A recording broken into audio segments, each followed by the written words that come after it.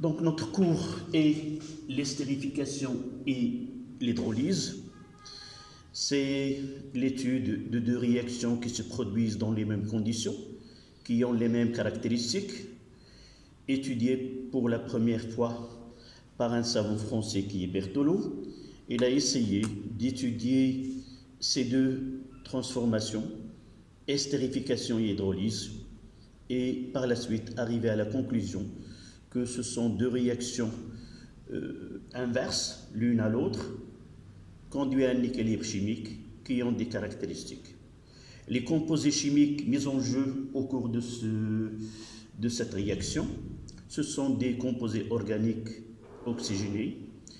Et avant d'étudier ces réactions-là, on devrait connaître d'abord la nomenclature des composés mis en jeu dans ces réactions. Et c'est pour cela qu'on va essayer de revenir en arrière un petit peu et connaître la nomenclature de ces composés.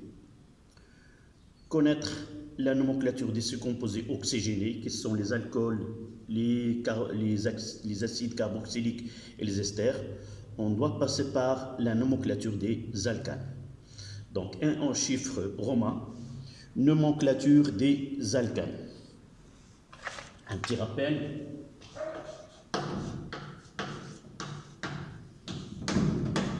Nomenclature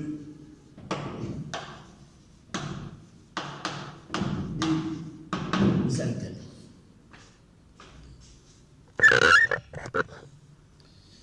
Donc, les alcanes, ce sont des hydrocarbures. Ils ne contiennent que de l'élément carbone et l'élément hydrogène, dont les liaisons dans ces composés-là sont des liaisons simples.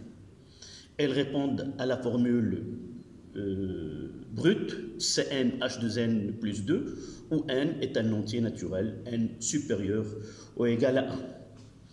Donc, 1. Définition.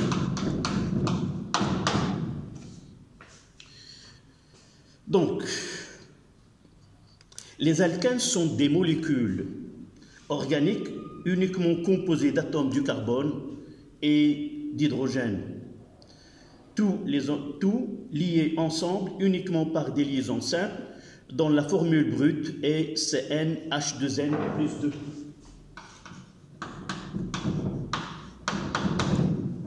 N est supérieur ou égal à 1, c'est un entier naturel.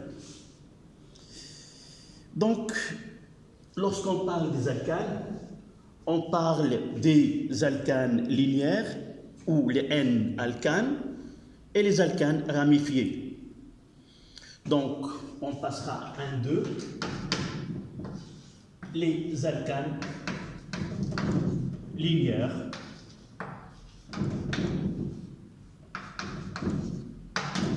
ou le N-alcane.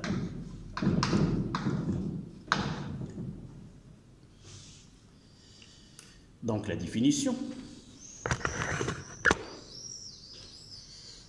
Les chaînes carbonées sont linéaires si chaque atome du carbone n'est lié au maximum que deux carbones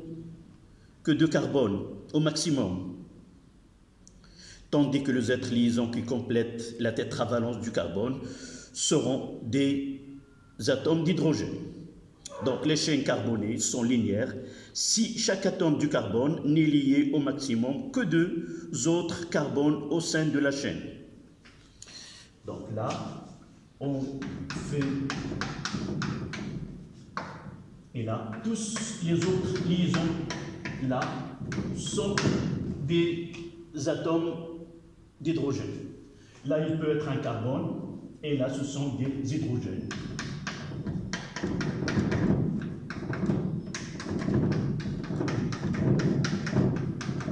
Ce qu'on appelle le squelette carboné ou la chaîne carbonée. Donc la nomenclature de ce composé qui sont les N-alcanes ou les alcanes linéaires. On devrait connaître les noms des presque les 10 premiers de ces composés-là, de N allant de 1 jusqu'au, par exemple, 10. Je vais donner les 4 au milieu de ces 10 composés. Donc le nom de l'alcane est formé du suffixe -an, précédé d'un terme grec qui correspond au nombre de carbone dans la chaîne. Donc si on prend 3,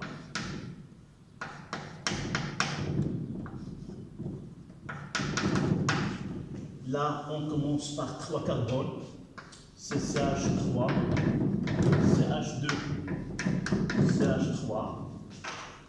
Donc en grec, le propane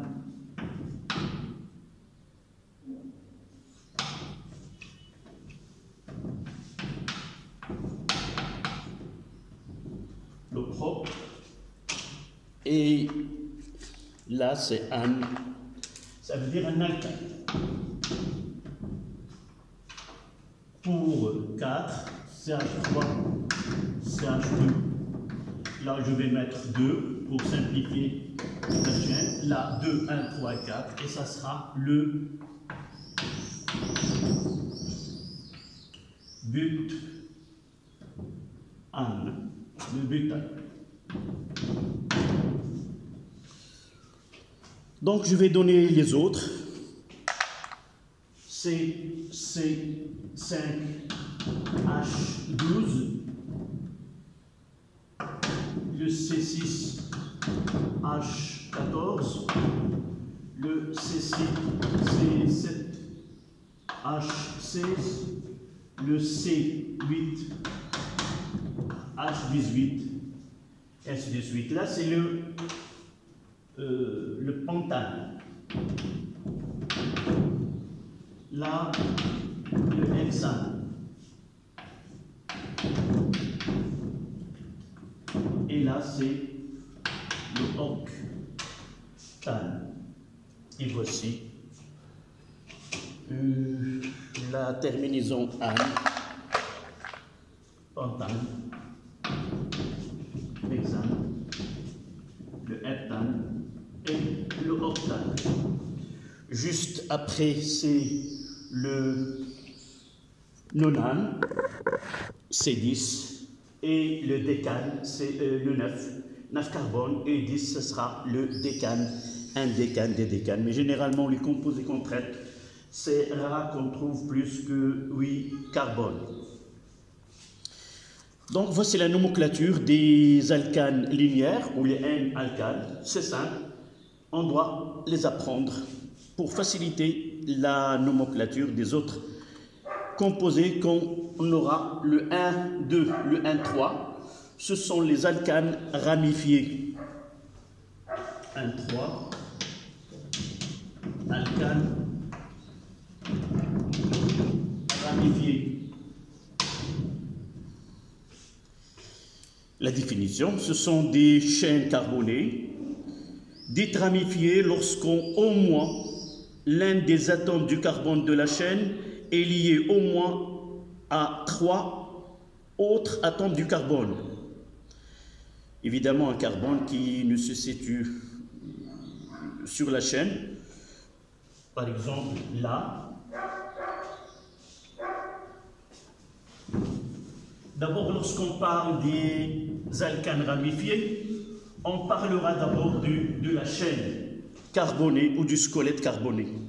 C'est-à-dire, voilà, ce qu'on appelle la chaîne carbonée.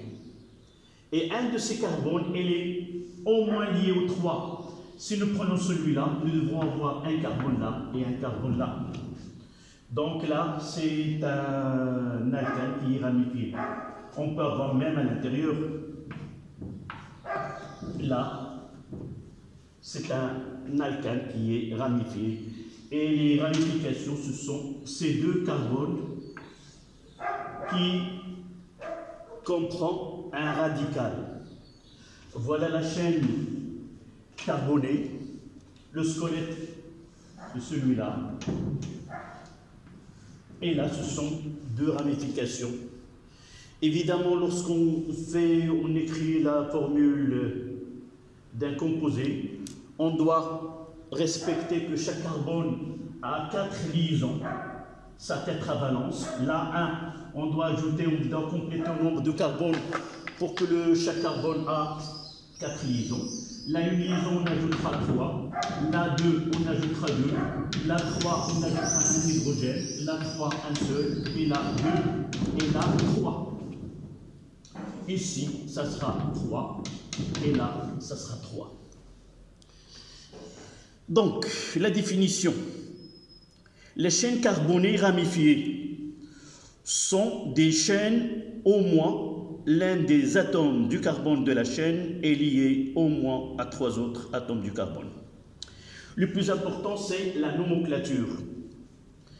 La nomenclature d'un alcane nécessite le suivi des étapes. Il y en a 5. On doit commencer d'abord, premièrement, écrire la formule semi-développée de la molécule, par exemple celle-là.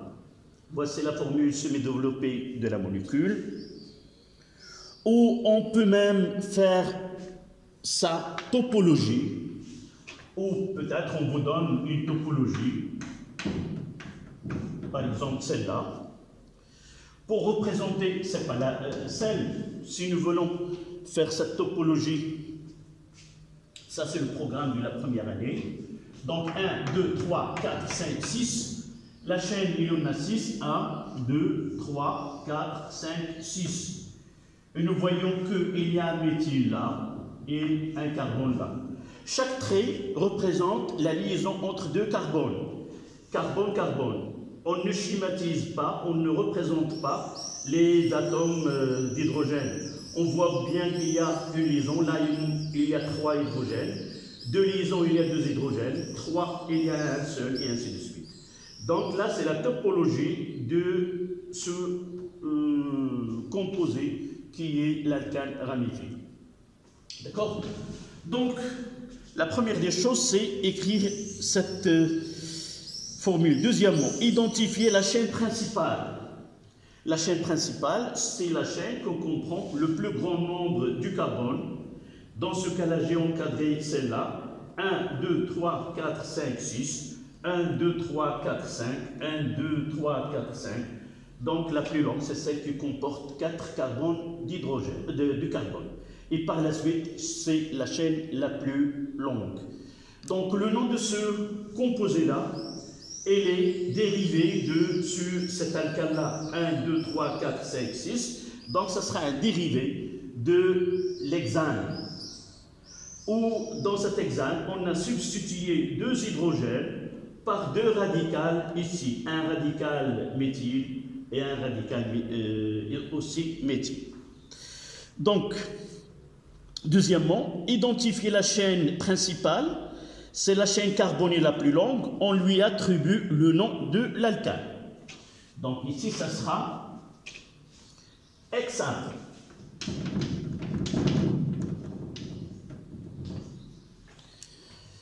Troisièmement, identifier le groupe alkyle, groupe ramifié lié à cette chaîne.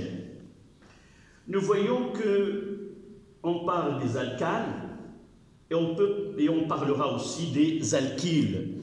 Ce sont des radicaux alkyles de formule CN H2N plus 1. C'est-à-dire, c'est un alcane où il a perdu un hydrogène, il devient un radical qui est susceptible de réaliser une liaison sur une chaîne. Et là, on peut déterminer le nom de ce radical à partir de l'alcane qui lui correspond. Par exemple, si n est égal à 1, l'alcane et le méthane. Donc, pour nommer un radical alkyle, il suffit d'enlever le suffixe -ane et le remplacer par -il. Y, méthane, n est égal à 1, CH4, c'est le méthane.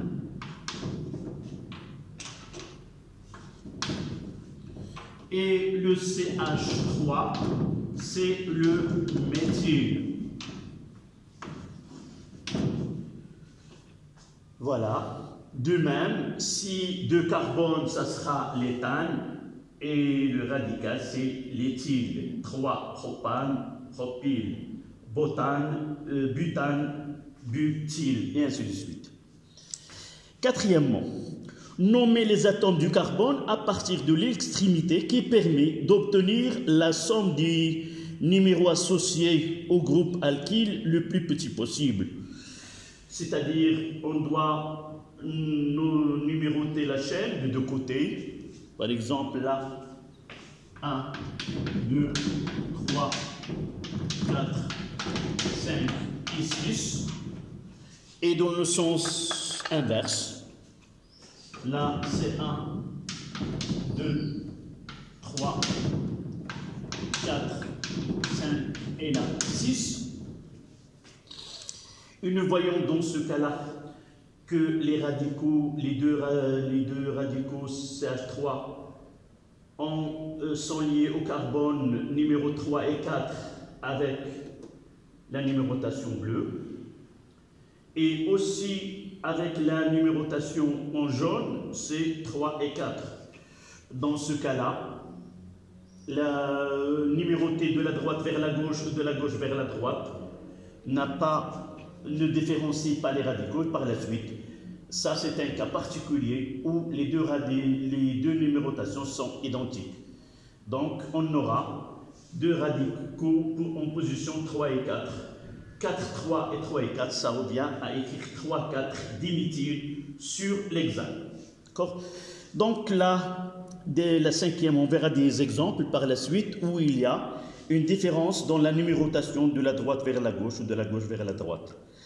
Donc le nom de la molécule, là pour finir les règles qu'on doit suivre, le nom de la molécule est constitué du nom de l'alkane principal, dans ce cas-là c'est l'hexane, précédé des noms des radicaux de les noms des noms des radicaux, et chaque radical est précédé par son numéro. Donc là, on doit commencer par les radicaux liés par le radical en classe en réalité. On classe ces radicaux par ordre alphabétique. On prend en considération le méthyle par exemple, il commence par un M, l'éthyle par un E, propyle par un P, et on doit mettre l'éthyle avant le méthyle, qui est avant le propyle. Et chaque radical est précédé de son numéro auquel il est lié dans cette chaîne. Par exemple, dans ce cas qui est particulier, les deux radicaux sont identiques, et lorsqu'ils sont identiques, lorsqu'il y en a deux, on mettra di, 3 tri, 4 tétra, mais on ne tient pas compte dans le classement des radicaux de ce di ou tri ou autre. D'accord? Donc dans ce cas-là, on a 3, 4,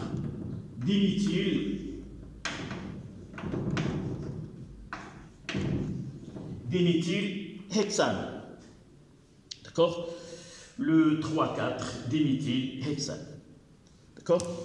Une petite remarque, comme je viens de dire, s'il y a plusieurs groupes identiques figurent dans la molécule, on ajoutera les préfixes di pour 2, tri pour 3 et tétra pour 4, mais sans tenir compte de ces préfixes dans le classement des radicaux avant le nom de la chaîne la plus longue. Voici des exemples.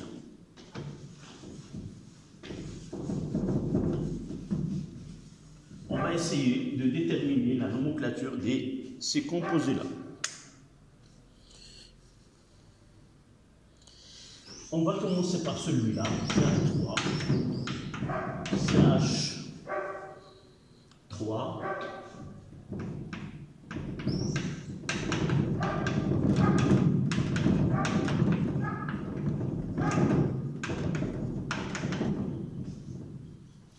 Voilà, 1, 2, 3, 4, 5, 6. 1, 2, 3, 4, 3, 5, et là, ça, 2, ça, 3. Voilà. Et même ici, CH2, CH3. D'accord?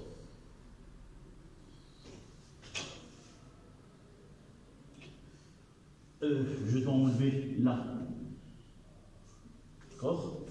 On va essayer maintenant de choisir la chaîne la plus longue, celle qui comprend le plus grand nombre du carbone. On voit que 1, 2, 3, 4, 5, 6, 7. 1, 2, 3, 4, 5, 6. D'accord? Donc la chaîne la plus longue, même s'il n'est pas écrit linéairement, 1, 2, 3, 4, 5, 6, 7. Donc je prendrai celle-là. C'est la chaîne la plus longue. Voilà, la chaîne la plus longue. Et j'ai ici deux radicaux. Un radical méthyle et un radical éthyle. On va essayer de numéroter la chaîne ici. On voit là, c'est 1, 2, 3, 4, 5, 6 et 7. Avec une autre numérotation pour trancher dans quel sens là, ça sera 1, 2, 3, 4, 5, 6 et là 7. On va essayer de trancher dès le début dans les numérotations. Donc on va essayer de faire la somme 6 avec 4, c'est 10, là. 6 en jaune, là c'est 6. Et là, c'est 4. Donc, la somme, c'est 10. En bleu, là, c'est 2. Et là, c'est 4. La somme, c'est 6. Donc, la numérotation la plus acceptable, c'est celle qui est numérotée en bleu. Donc, je vais enlever. Je garderai que la numérotation en bleu. Voilà, j'ai tranché. Donc, obligatoirement, tous, on devrait numéroter de la gauche vers la droite. Donc, l'hydrocarbure qui constitue la chaîne la plus longue, c'est 7. Donc, on écrira le heptane. Donc, ici, le heptane. Nous avons deux radicaux. Là, c'est le méthyle. Et là, c'est l'éthyle.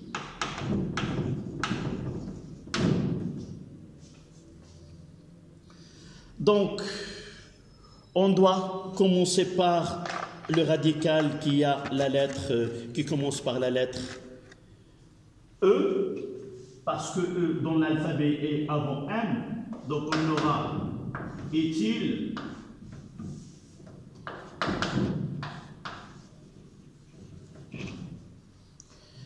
et juste après il y a le méthyle,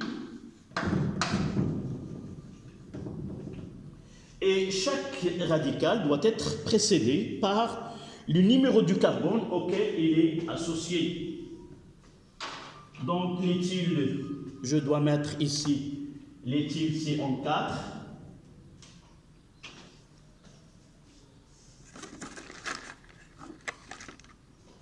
Le méthyle, il est en 2.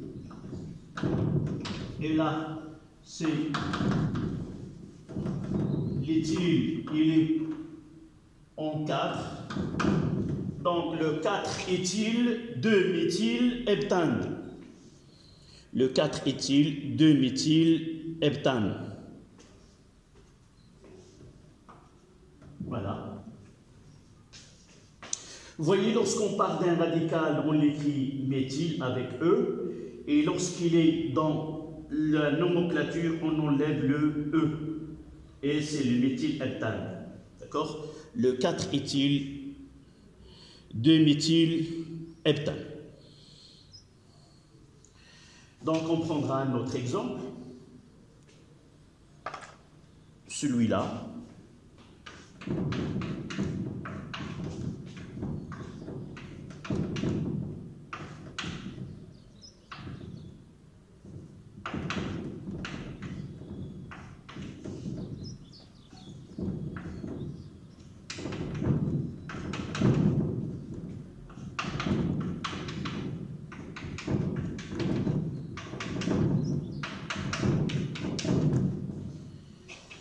Donc on va choisir la chaîne la plus longue. Parfois on peut oublier, on peut commettre une petite erreur sur la tétravalente du carbone. Il faut toujours là, une liaison 3 liaisons 1, une liaison 3 hydrogènes, 1, 2, 3, un seul, une seule liaison 3, 1, 2, 3, donc on doit ajouter un hydrogène de la même façon. Là, 2, je dois ajouter 2 hydrogènes. Donc vous voyez que la chaîne la plus longue est celle-là.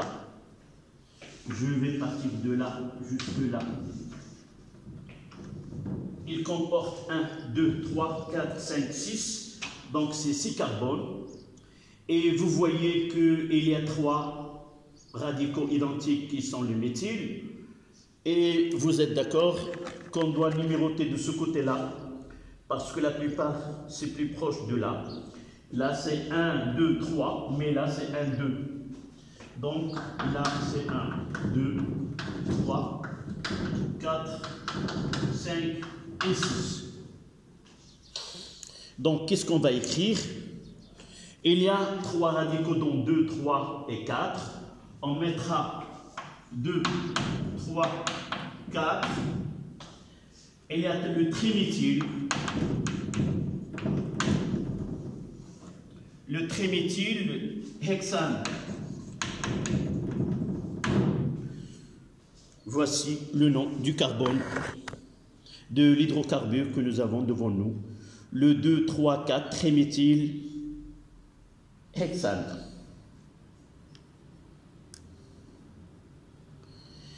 Donc, cette nomenclature elle est essentielle pour qu'on passe à l'étape suivante. C'est comment nommer les composés oxygénés.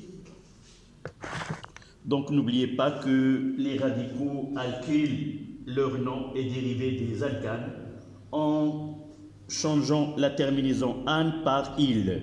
D'accord? Donc, 2 en chiffres romains. Nomenclature des composés oxygénés. Nomenclature des composés oxygénés.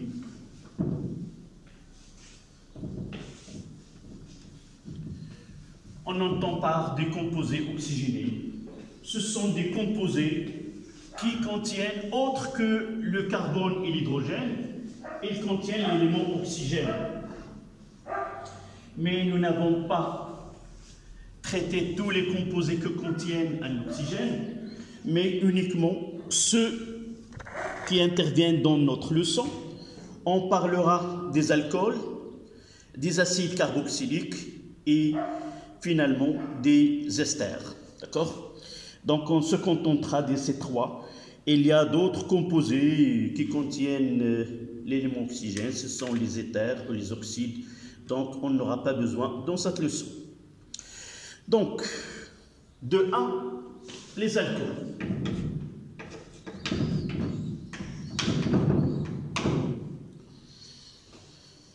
On appelle alcool un composé organique dans lequel le groupement hydroxyle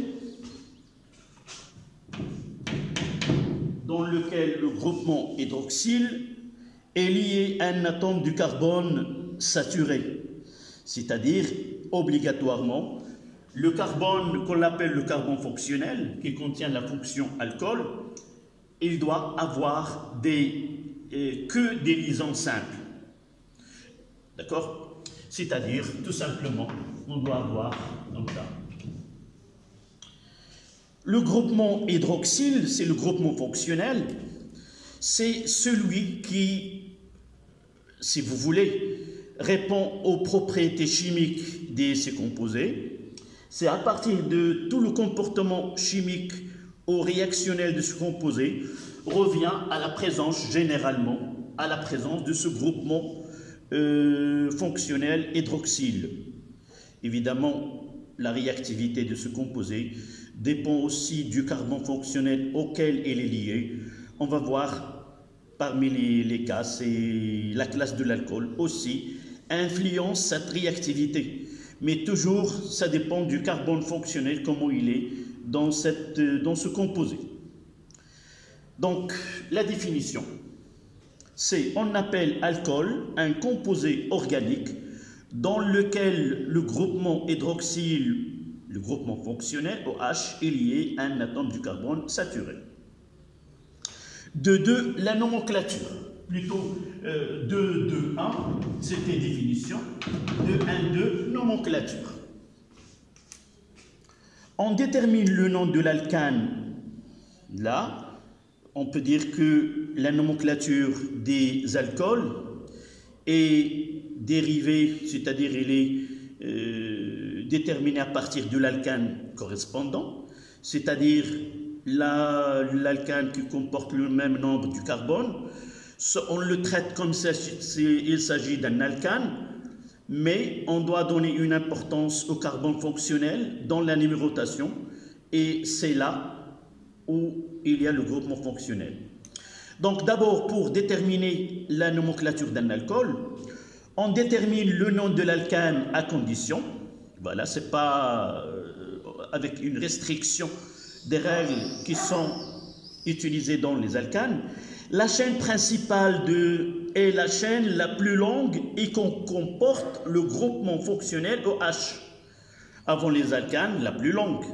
Mais dans les alcools, la plus longue à condition que le groupement OH soit contenu dans cette chaîne la plus longue. Si la chaîne la plus longue dérive de carbone fonctionnel, on ne le prend pas.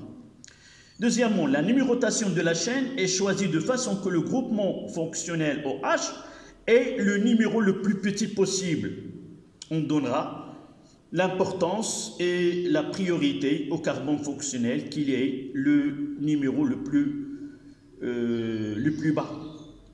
Et dernièrement, le nom de l'alcool est formé en ajoutant le suffixe ol au nom de l'alcane, c'est-à-dire on aura alcane, un numéro et voilà le ol.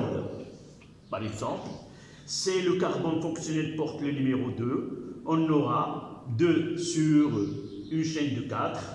Une chaîne de 4, ça sera un butane, butane 3 ol, ou plutôt un butane 2 ol. On va voir un exemple. Donc là, c'est le numéro du carbone fonctionnel. Donc on va essayer de prendre des exemples.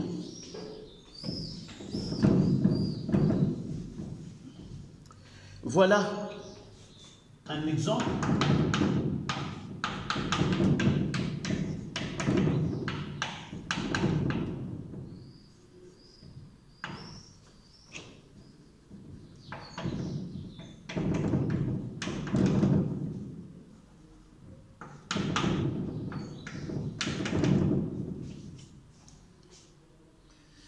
Là, il reste un hydrogène. Nous voyons que le carbone fonctionnel, c'est celui-là.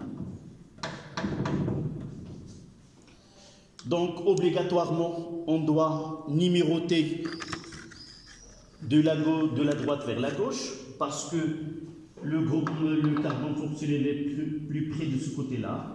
Donc, on aura 1, 2, 3, 4 et 5. Donc, la chaîne la plus longue est celle-là. Donc, ça sera 1, 2, c'est 5, c'est le pentane. Voilà, on enlève le E. Et on voit que le ol est en 2. Voilà. Et on va revenir aux radicaux. Vous voyez qu'il y a 2 radicaux, 1 sur 3 et 4. Donc 3,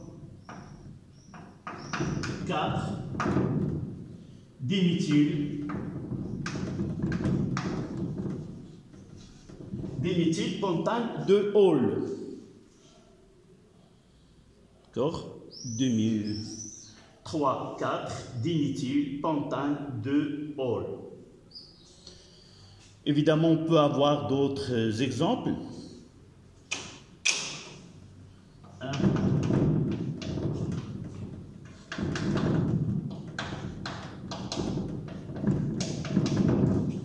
Celui-là, par exemple. Évidemment, dans notre cours, c'est rare qu'on donne des chaînes qui sont difficiles à lire. D'accord? Ici, le carbone, le voici.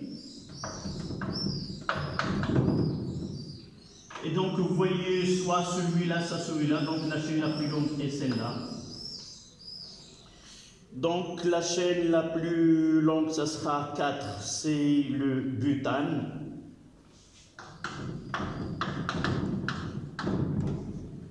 Et le 2, all, aussi 1, 2. Et il y a un méthyle. Où se trouve ce méthyle? Sur le carbone 2. Il y en a 1 et 2. Donc, ça sera le 2, méthyle.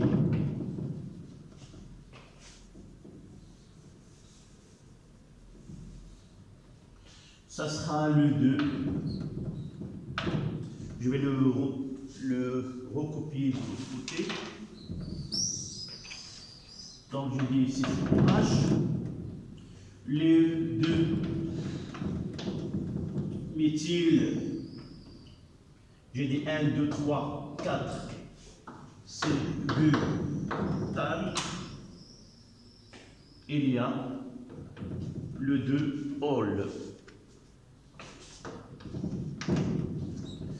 Voilà, le 2-méthylbutane 2-all. Donc, parler des alcools, c'est obligatoirement parler de leur classe. Classe d'alcool, selon l'atome du carbone fonctionnel, on peut définir la classe de l'alcool. À partir du nombre de carbones liés au carbone fonctionnel, on peut déterminer sa classe. Par exemple ici, le carbone fonctionnel il est lié à 2 carbones, donc c'est un alcool qui est secondaire. Là, le carbone fonctionnel lié à 3 carbones, et ça sera un alcool qui est tertiaire. Si le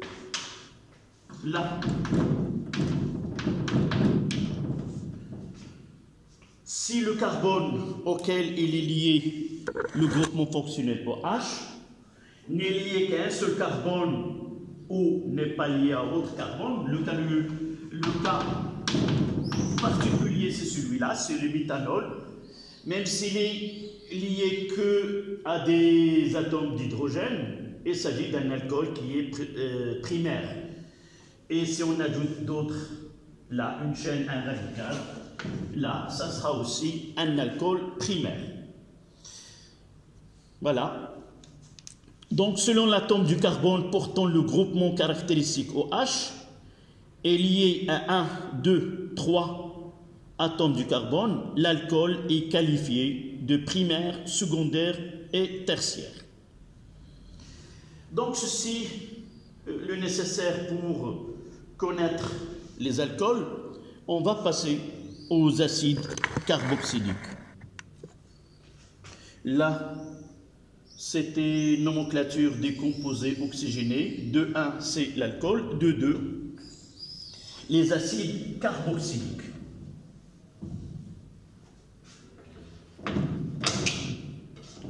Acide carboxylique.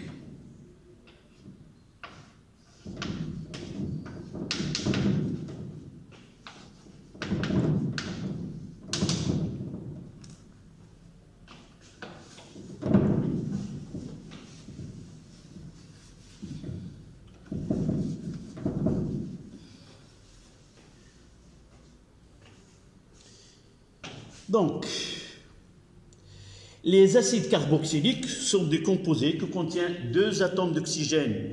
Une, elle est doublement liée au carbone. Voici le groupement fonctionnel là.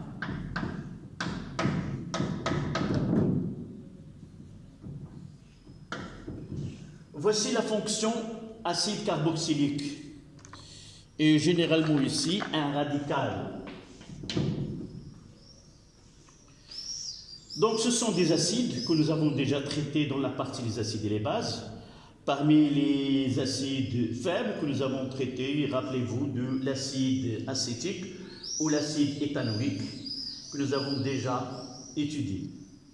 Donc, la nomenclature, ce qui nous intéresse dans cette partie, c'est la nomenclature des acides carboxyliques.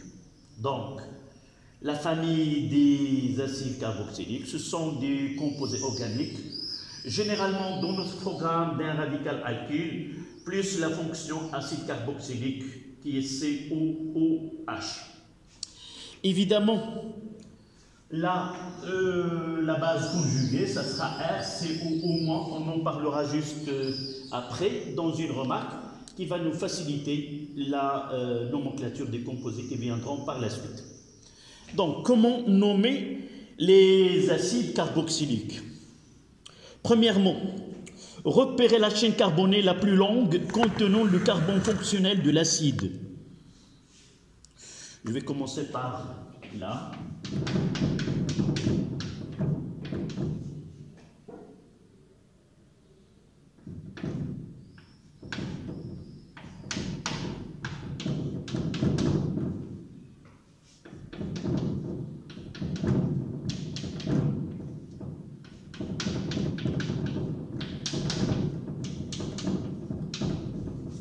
Voici un composé. Voici la fonction acide là. N'oubliez pas que ce carbone fonctionnel doit être contenu dans la chaîne. C'est-à-dire, ce n'est pas la chaîne la plus longue, 1, 2, 3, 4, 5, mais on doit passer juste celui-là. Donc vous voyez que la chaîne la plus longue, 1, 2, 3, 4, 5, 1, 2, 3, 4, 5, 6. Donc la chaîne la plus longue est celle qui comporte 6 carbones. Même si n'apparaît pas linéaire sur l'écriture, mais vérifiez que parfois c'est exprès qu'on donne des écritures comme ça pour tromper, pour voir vraiment si on cherche la chaîne la plus longue. Et vous voyez qu'il y a un radical ici qui est un radical éthyle. Et nous devons numéroter à partir de carbone fonctionnel là. Là c'est 1, 2, 3, 4, 5 et 6. Donc la nomenclature de cet acide, elle est issue de la nomenclature de l'alcane correspondant. Si nous essayons de déterminer le nom de cet alcane, ça sera le éthyle dans la position 3, le 3 éthyle hexane. Mais le nom, on ajoute acide et le E on remplace par oïque, c'est-à-dire acide, le 3 éthyle 6, ça veut dire hexane, noïque, d'accord? Donc là, je complète la nomenclature. Numéroter la chaîne en commençant par le carbone fonctionnel qui comporte la fonction alcool. Troisièmement, le nom de l'acide et le nom de l'alcane précédé par le mot acide et on finira par la terminaison oïque. Donc, comme alcane, c'est le 3 éthyle. L'alcane, c'est hexane. 1, 2, 3, 4, 5, 6. Hexane. On ajoute la acide. Et là, on termine par oïque. L'acide 3-éthyl hexanoïque comme nom de cet alcane, de cet acide-là.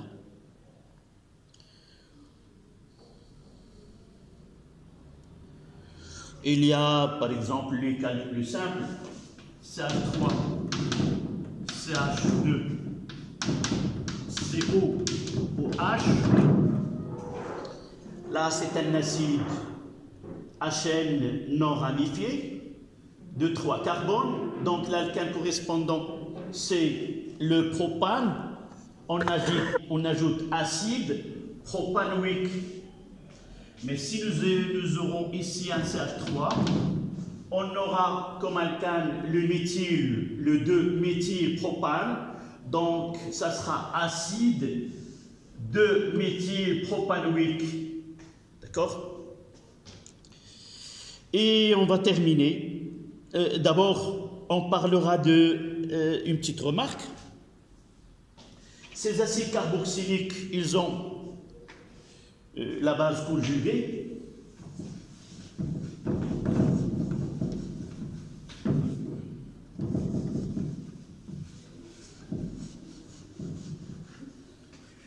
Donc la base conjuguée, c'est RCOOH plus H2O nous donne RCOO- plus H3 plus.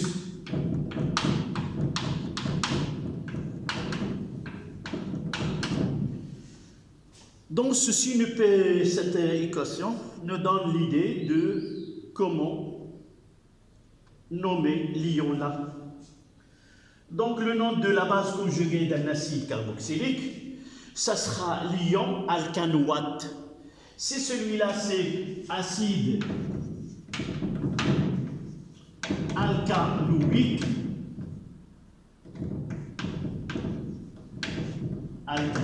là ça sera ion alcanoate. Là, oïque, et là, ion alcanoate. Donc, si nous prenons le CH3, COOH, et si on aura le CH3, COO-, ça sera ion éthanoate. D'accord? Tout simplement, si CH3, CO, on va essayer de parler de cette partie-là, on aura besoin par la suite. Ça sera éthanoate. Lorsqu'on prend cette partie-là, où il y a les deux O, ça sera éthanoate. Et généralement, ça sera un radical avec O et O, elle sera alcanoate. D'accord? Aussi, dans cette remarque, on parlera de l'anhydride d'acide. Un anhydride d'acide, c'est obtenu à partir d'un acide dans lequel on va essayer d'enlever l'eau. On utilise un composé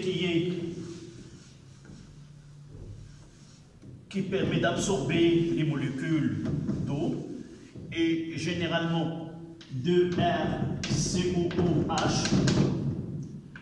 à une température généralement de 700 degrés et P4O10. Là, c'est le composé qui permet d'absorber, de réaliser cette transformation. On aura RCO, OCO, R plus H2O.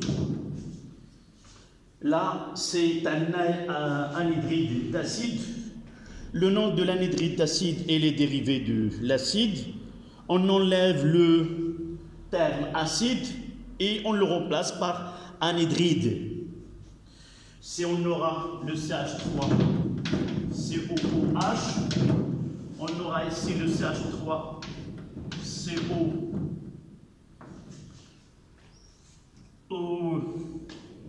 On va l'écrire de cette façon-là, CH3, CO, CH3. Et le nom de ce composé, c'est anhydride.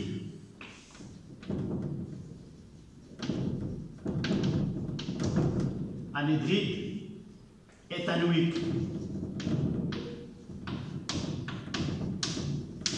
l'anhydride d'acide éthanoïque. C'est la même chose. D'accord? Voilà ce qui concerne les acides carboxyliques. On passe aux esters. Pour finir cette partie de rappel, donc 2, 3, les esters. D'abord, les esters sont des composés à odeur agréable. On les trouve dans les parfums, dans les arômes de certains fruits, et ces molécules-là sont caractérisées par cette odeur. On verra par la suite que reconnaître sans voir un fruit, dire qu'il s'agit des fraises, ça revient à un ester contenu dans ce fruit, qui est cet ester, on le verra par la suite. Donc la plupart des fruits sont caractérisés par un arôme bien caractéristique. L'arôme caractéristique revient à une molécule parmi d'autres, revient à cette molécule qui est un ester. Donc ce qui va nous intéresser ici, c'est le nom, la nomenclature des esters. La nomenclature des esters est composée de 2 termes. Le premier terminant par OAT, désignant la chaîne carbonée issue de l'acide là. Comme je viens de voir, d'abord la fonction. On commence par la fonction ester.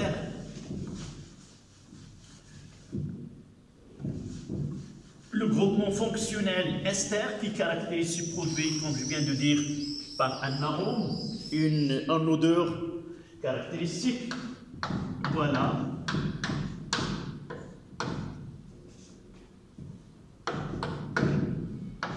Voilà le groupement fonctionnel ester. Obligatoirement ici un carbone, et là on peut avoir un hydrogène. Comme vous venez de voir juste avant, nous avons déjà parlé de cette partie-là, où il y a le 2O. O et O, ça termine par alcanoate. Là, ça sera alcanoate avec la même couleur. Et là, ça sera un alkyle.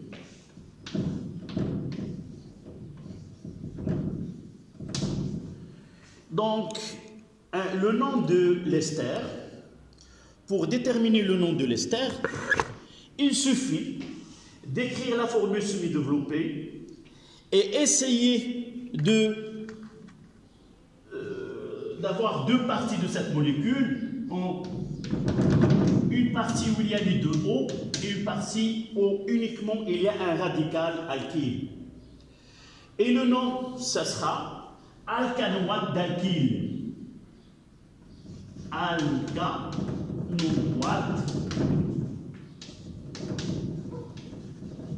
d'alkyle. Tout simplement.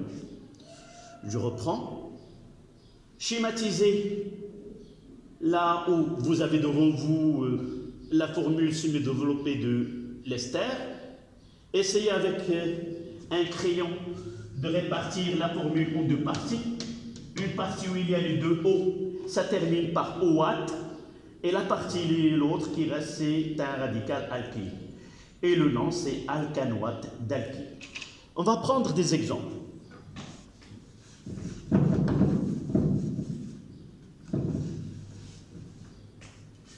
Là, c'est CO. Je commencerai par le groupement fonctionnel.